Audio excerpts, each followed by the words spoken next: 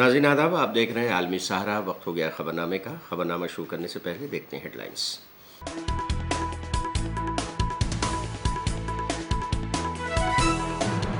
Parliament के monsoon इजलास में बजट पर दूसरे दिन भी बहस जारी। लोकसभा में रिजिजू के बयान पर अपोजिशन का हंगामा।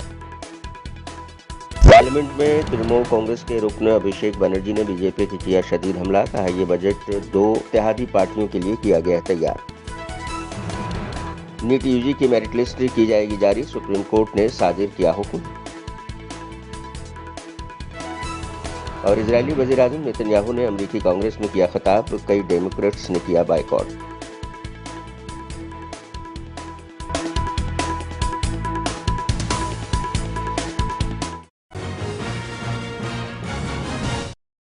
मरकजी वजीर बराए पार्लिमानी उमूर किरेन रिजिजू ने कहा है कि ये मानसून इजलास है और एक तरीके से बजट इजलास ही है। इस इजलास में जो बजट पेश किया गया है, मुल्क देखना चाहता है कि बजट पर अच्छी तरह बहस हो। लेकिन कल अपोजिशन के कुछ लीडरान ने जिस तरीके से बजट पर बात की और जैसी तकरीर की, उससे बजट इजलास का वक़ार मजरूह हुआ है। उन्होंने ऐवान की तौहीन की है। उन्होंने कहा कि कल अपोजिशन ने बजट पर कुछ नहीं बोला, सिर्फ सियासत की है। उन्होंने मुल्क के मैंडेट की तौहीन की है और पीएम को गाली देने का काम किया है। ये मानसून सत्र है और एक तरीके से ये बजट सत्र ही है।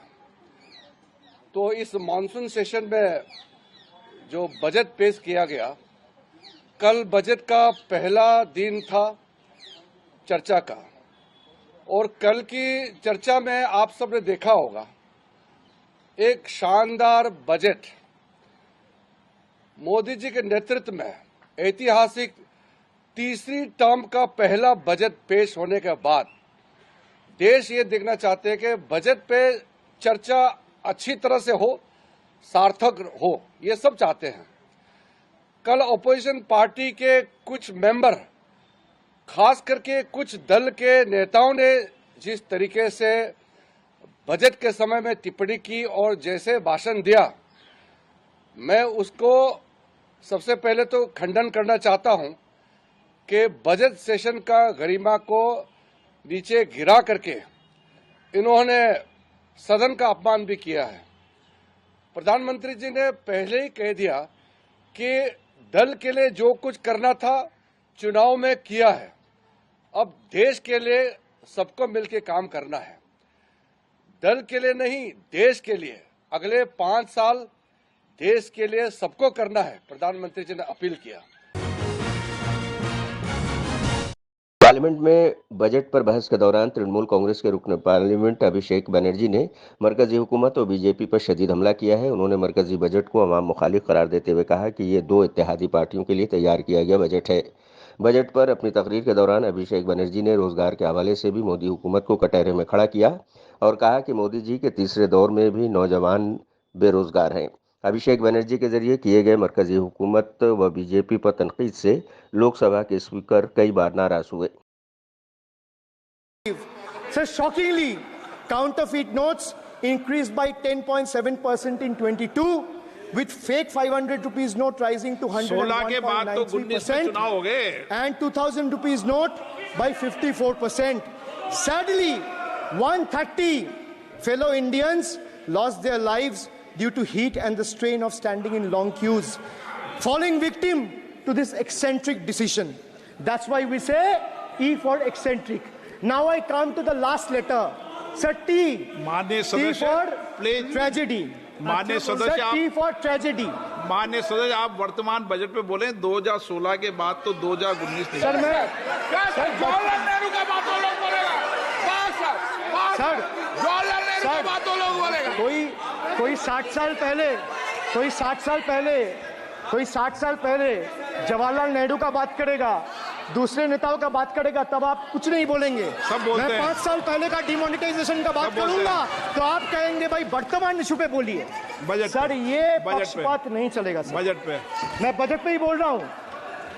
जब विप्लव देव बोल रहा था तब 100 साल पुराना बात कर रहा था, 50 साल पुराने इमरजेंसी का बात कर रहा था, तब आप चुप थे। और अब मैं डिमोनेटाइजेशन का बात कर रहा हूँ, आपको चुप रहे। वाह सर, वाह। बोलिए अपनी बात पे। D for tragedy. के बयान पर शिवसेना यूबीटी के लीडर संजय राउत ने कहा है कि एक साजिश का हिस्सा बनाकर अनिल देशमुख को जेल भेजा गया था। जेल भेजने से पहले उन पर दबाव बनाया गया था कि जो हम कहेंगे वो करोगे। इसी मामले में उद्धव ठाकरे, शरद पवार का नाम लो, नहीं तो आप पर ईडी की कार्रवाई होगी। बीजेपी इस किस्म की हरकत कर सकती है और ऐसे बहुत से एमएलए, एमपीज और वज़रा हैं जो आज बीजेपी के साथ हैं, जिन पर किसी किस्म का दबाव बनाया गया था।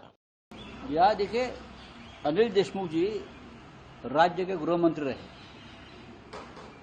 बहुत पुराने पॉलिटिशियन हैं महाराष्ट्र से और बहुत प्रतिष्ठित पॉलिटिशियन है, लेकिन एक षड्यंत्र का हिस्सा बनाकर अनिल देशमुख को जेल में भेजा गया और जेल में भेजने से पहले उनके ऊपर दबाव आया था कि जो हम बोलेंगे वो करो।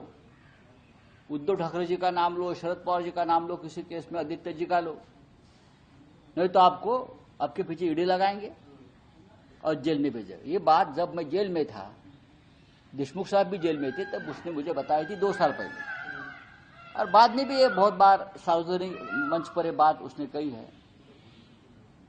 बीजेपी इस प्रकार की हरकत कर सकती है। ऐसे बहुत से नेतागण है, एमपी है या विधायक है जो बीजेपी के साथ है, उनको इसी प्रकार से दबाव में लाकर अपने पार्टी में लिया है। तो अनिल देशमुख जी की बात में दम है और सच है।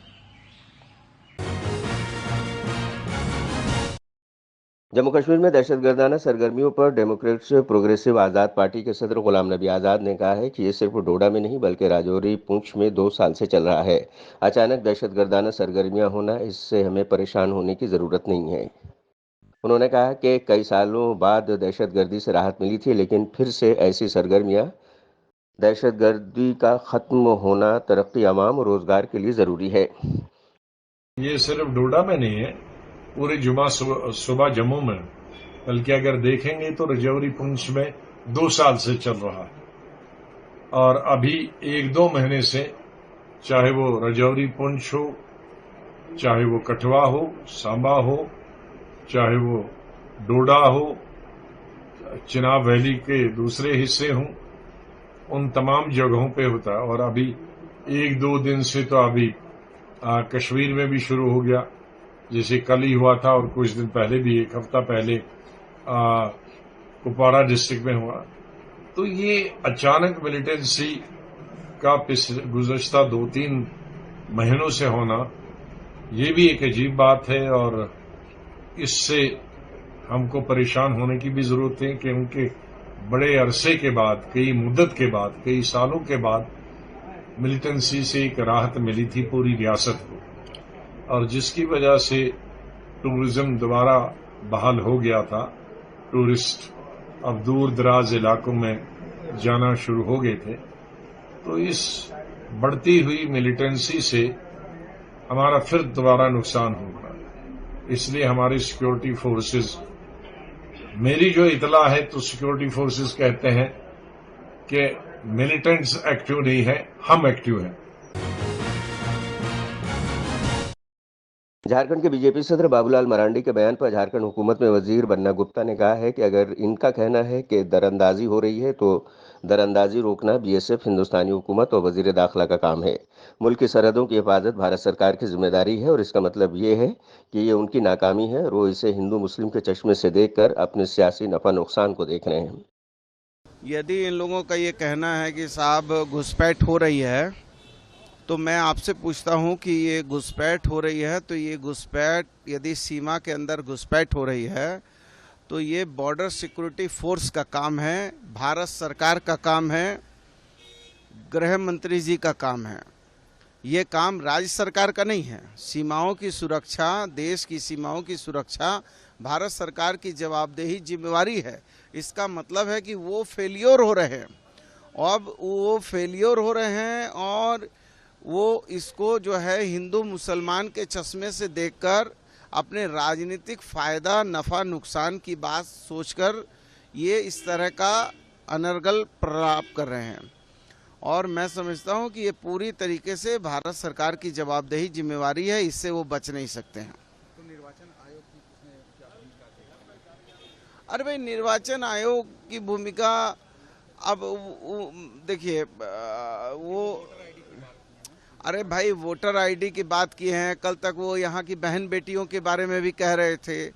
ये जानते हुए, ये समझते हुए कि जो है जो संथाल वगैरह में जो है बेटी का क्या राइट होता है, बेटा का क्या राइट होता है, ये सब जाने बूझे बगैर जो है अनाप शनाप ये लोग प्रलाप कर रहे हैं और यहाँ की बहन बेटियों को बदनाम कर रहे हैं। तो ये तो बहुत तरह की बातें हैं, आप समझ सकते हैं। हम लोगों ने अपनी दरखास्त इलेक्शन कमीशन को दिया, उनकी पूरी टीम बैठी थी और उन्होंने हम सब लोगों की बातों को सुना है और उन्होंने आश्वस्त किया है कि हम सब लोग इस मामले को देखेंगे। सर, अगर ब्रीफ में आप 2-3 लाइनों में कंप्लेन के बारे में बता सकें। नहीं, कंप्लेन ये है कि झारखंड के कुछ एक विधानसभा क्षेत्र है जहां पर मुस्लिम डोमिनेट करते हैं, उन क्षेत्रों में अप्रत्याशित रूप से मतदाता की सूची में बढ़ोतरी हुई है।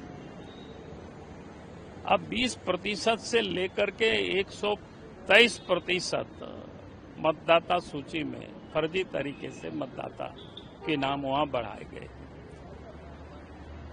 तो ये गलत है। अगर इस प्रकार से डेमोग्राफी में बदलाव होगी तो फिर डेमोक्रेसी में भी ये खतरे होंगे और उस खतरा को हम सबको महसूस करना चाहिए। और इलेक्शन कमीशन से हम लोगों ने यही कहा कि आप इसको सघन पुनरीक्षण में आप इसको डालिए और इसको जांच कराइए। सुप्रीम कोर्ट ने उन तमाम अर्जियों को मुस्तरद कर दिया है जिसमें नीट यूजी इम्तहान को मनसूख करने और नए इम्तहान के इनेकाद का मुतालबा किया गया था। अदालत ने कहा है कि इस बात का सबूत काफी नहीं है कि इम्तहान में बड़े पैमाने पर बेज़ाब्तगियां हुई हैं, इसलिए 24 लाख बच्चों के लिए दोबारा इम्तहान का इनेकाद मुनासिब नहीं होगा। इसके साथ ही इम्तहान की मनसूखी से मुतालिक जारी क़यास आराइयों का खात्मा हो गया। ताहम अब नीट यूजी की नई मेरिट लिस्ट जारी की जाएगी। छत्तीसगढ़ कांग्रेस के रियासती इंचार्ज सचिन पायलट ने कहा है कि चूंकि हम अपोजिशन में हैं, इसलिए वजीर दाखिला और वजीर आला से ये सवाल पूछना है कि आपने अब तक क्या किया। हमारी जिम्मेदारी है, जुर्म कहीं भी हो सकता है, लेकिन सरकार, पुलिस और इंतजामिया का फर्ज है कि लोगों में यकीन पैदा किया जाए और मुजरिमों के खिलाफ कार्रवाई की जाए। हमको सरकार, क्योंकि हम विपक्ष में हैं, हमारा दायित्व है, हमारी जिम्मेदारी है कि गृह मंत्री से, मुख्यमंत्री से जवाब मांगे कि आपने अब तक क्या कार्रवाई करी है। क्राइम कहीं भी हो सकता है, लेकिन प्रशासन, पुलिस, सरकार, गवर्नमेंट की जिम्मेदारी बनती है कि प्रभावशाली तरीके से लोगों को एक विश्वास उनके मन में पैदा करें कि हम कार्रवाई कर रहे हैं, दोषियों को दंडित करेंगे। अब एक घटनाक्रम हुआ जहां सत्नामी समाज को टारगेट करने की कोशिश की जा रही है और वहां पर कांग्रेस के लोगों को आप बंद करके जेल में डाल रहे हैं, तो आपका इंटेलिजेंस फेलियर था। कलेक्टर, एसपी मौका छोड़ के भाग गए, आगजनी हुई, तोड़फोड़ हुई, हिंसा हुई, लोग कहते हैं बाहर के लोग आए थे। तो इन तमाम चीजों को कवर अप करने का काम सरकार कर रही है। इसलिए सदन के अंदर और सड़क पर कांग्रेस पार्टी पूरी सक्रिय है और मुझे लगता है हमने जोरदार तरीके से अपनी मांग को आज रखा है, क्योंकि लोगों का जीवन सुलभ रहे, लोगों को सुरक्षित महसूस करने की भावना पैदा हो, ये सरकार की जिम्मेदारी प्राथमिकता से बनती है। सर, ये आगे की लड़ाई क्या रहेगी? देखो, जैसे मैंने कहा कि सरकार को सिर्फ 7 महीने हुए हैं, अभी बहुमत इनके पास है, तो 4 साल उनको काम करना है। लेकिन हम लोगों का एक जिम्मेदारी है और सिर्फ आपको चुनाव नहीं है, आज वोट पड़ गए हैं, लेकिन फिर भी हम लोगों को लगा कि पार्टी से जनता उम्मीद करती है। नौजवान लोग हैं, परेशान हैं, नौकरियां मिल नहीं रही और खासकर खाद्य सामग्री इतनी महंगी हो गई है, किसान त्राही त्राही कर रहा है और लोगों को राहत देने के बजाय आप कांग्रेस पर आरोप लगा रहे हैं, पिछली सरकारों पर आप सारा थोपना चाहते हैं, तो वो गलत है। तो हम लोग तो बड़े शांतिपूर्ण तरीके से एक सशक्त, मजबूत, जिम्मेदार विपक्ष का रोल निभा रहे हैं और उसमें कहीं कमी नहीं आएगी, क्योंकि पब्लिक की आवाज उठाना हमारा धर्म है और उसको हम करते रहेंगे।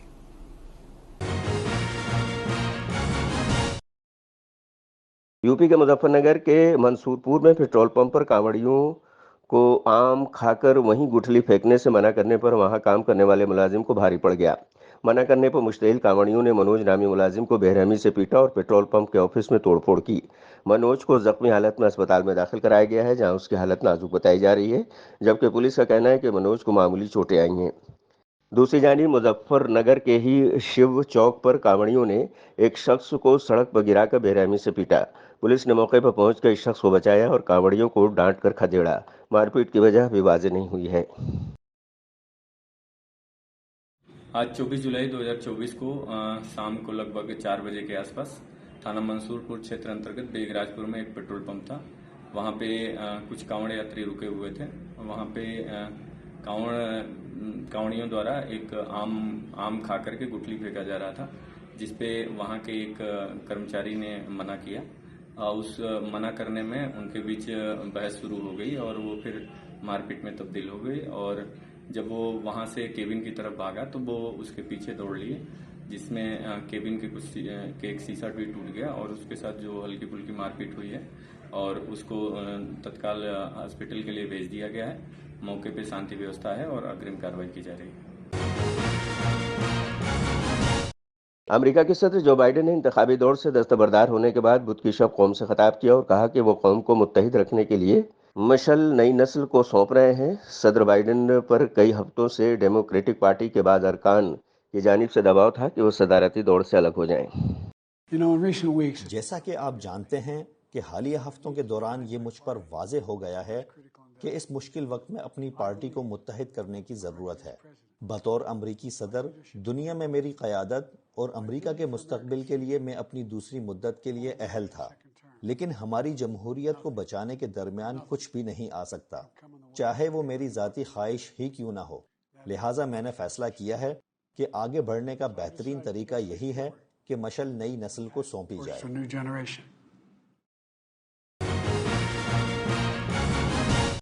इजरायली वज़ीर-ए-आज़म नेतन्याहू ने अमेरिकी कांग्रेस में बुध के रोज सख्त खिताब किया। आईसीजे में फिलिस्तीनियों की नस्लकुशी के इल्जाम का सामना कर रहे याहू ने हमास के खिलाफ मुकम्मल फतह हासिल करने का वादा किया और गजा में जंग के अमेरिकी मुखालफिन को बेवकूफ़ करार दिया। जबकि अमेरिका के साबिक स्पीकर ने अमेरिकी कांग्रेस से इजरायली वज़ीर-ए-आज़म के खिताब को अमेरिकी कांग्रेस की तारीख का बदतरीन खिताब करार दिया है।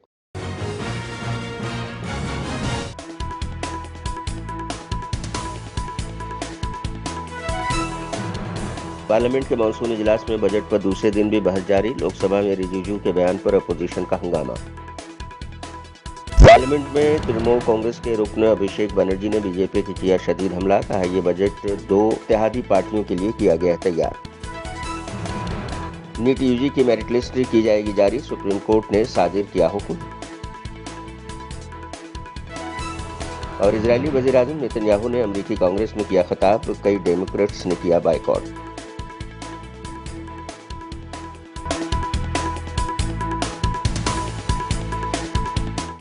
तो नाज़रीन, आज के खबरनामे में बस इतना ही। दीजिए इजाज़त, लेकिन आप देखते रहिए 24 घंटे का उर्दू न्यूज़ चैनल आलमी सहारा। सहारा प्रणाम।